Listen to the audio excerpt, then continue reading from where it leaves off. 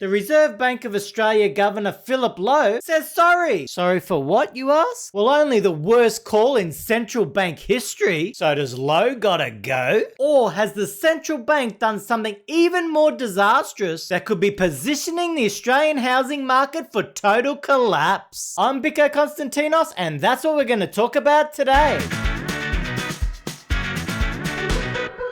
If you'd like to get paid the same as Philip Lowe, $1 million a year, like this video. And if you're alive right now, why don't you subscribe to my channel? I can't really think of anything better. Let's check out this apology. Do you accept that you did in fact induce Australians to take out mortgages on the basis that interest rates wouldn't rise until 2024? And do you think you owe those people an apology? Well, I'm certainly sorry if people listened to what we'd said and then acted on that, what we'd said, and now regret what they had done. So that's regrettable. Phil, you're not sorry. Firstly, that was one of the lamest apologies I've ever seen. And secondly, he's only giving the apology because he's having to front a hearing. But let's have a look at why he's apologizing. Basically, from late 2020 and throughout most of 2021, the Reserve Bank forecast that they didn't believe there would be any rate rises until 2024. Here's the statement from October 2021, where the board says it will not increase the cash rate until actual inflation is sustainably within the 2 to 3% target range. And the central scenario for the economy is that this condition will not be met before 2024.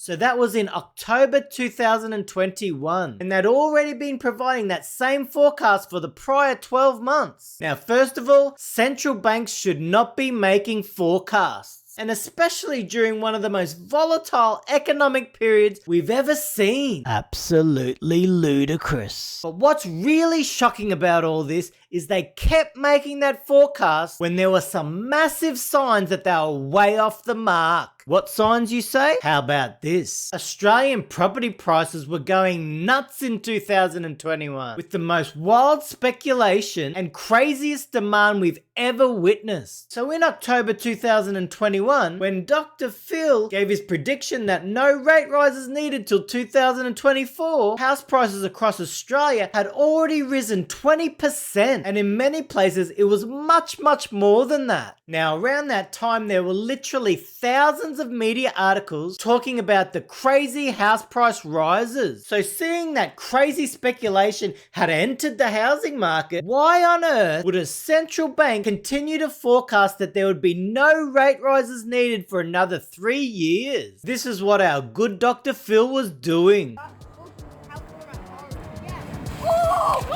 Truly, it's one of the most irresponsible statements I've ever heard from a central bank. I mean, the Fed in the US got it way wrong when they called inflation transitory, but I don't think you can get any more wrong than making such a ridiculous prediction in the middle of the biggest asset inflation we've ever seen. I mean, it just astounds me that they didn't see any problems ahead, even though house prices were soaring and house prices were even ultra expensive even before the pandemic. Come on, Phil, what sort of nonsense is this? Australia's a nation obsessed with property. You drop rates to zero and then you tell everyone they're gonna stay there for around 3 years. Are you out of your mind, son? Now, I'm not having a go at Phil personally. I've got no issues with him. I just remember seeing the crazy speculation and couldn't believe we would add extra fuel onto an already heated market. But don't worry, Dr. Phil is sorry. Really Sorry. So what was the full impact of these ridiculous statements from the RBA? First of all, I definitely think it put a rocket under house prices because ultra low interest rates really does cause very speculative demand. And when you have crazy demand competing for minimal houses, there's only one way prices can go. But it also encouraged people to take larger and larger mortgages because most people would have heard that prediction from the RBA and thought to themselves, we could get a 7 $700,000 loan or maybe $1 million loan because interest rates are so low, we'll have 3 years to be able to pay the loan down quickly, and then after that, rates might rise a little bit, but we'll be okay. Trouble is, Dr. Phil got it so absolutely ridiculously wrong. So far, the RBA has raised interest rates 7 times, taking the official rate from 0.1 to 2.85%. But it's okay when you get things wrong, because you can always say, sorry. Now, whether you accept Dr. Lowe's apology, I'll leave it up to you. But in my opinion, there's something much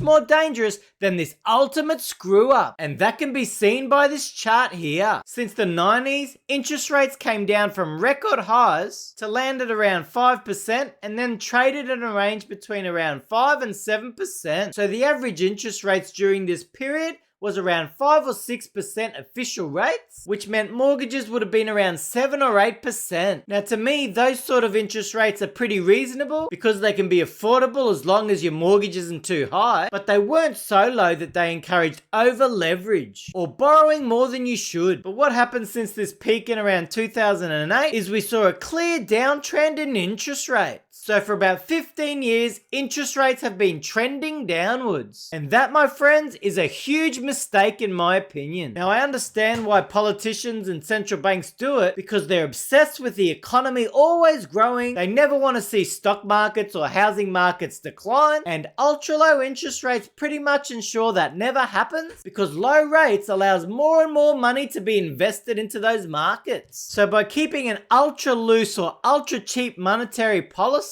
you end up inflating asset prices, especially the housing market. Australia's household debt to income is now nearly the highest in the world, very similar to Canada. But it wasn't always the case. In 1970, or $40 of household debt for every $100 of after-tax income. But now it's sitting at around $180 of household debt per 100. So ultra low interest rates encourages people to over leverage on debt or to borrow the maximum because everyone expects rates will stay low and there's no need to be conservative with the debt. And guess what? Everyone who's over leveraged into property over the past 20 or 30 years has been rewarded with unbelievable capital gains on property. So we've now basically got a housing market that's dependent on low interest rates. Because just say interest rates rose to about 6% and mortgage rates were around 8%, with the huge amount of mortgage debt, we'd actually see a housing collapse. And that's the massive problem with the Australian housing market. Inflated house prices has been driven by cheap debt. And for a while, everyone's happy because property owners' wealth goes up, they spend more, the economy stays strong, and the golden era for housing continues. So property owners are more wealthy but with much larger debts, and non-property owners are falling behind in the wealth gap, which then creates a housing crisis as rents go up with housing gains. So you start seeing some cracks in this golden goose of a housing market. And what happens if you get too many cracks in the foundation of a building? It collapses.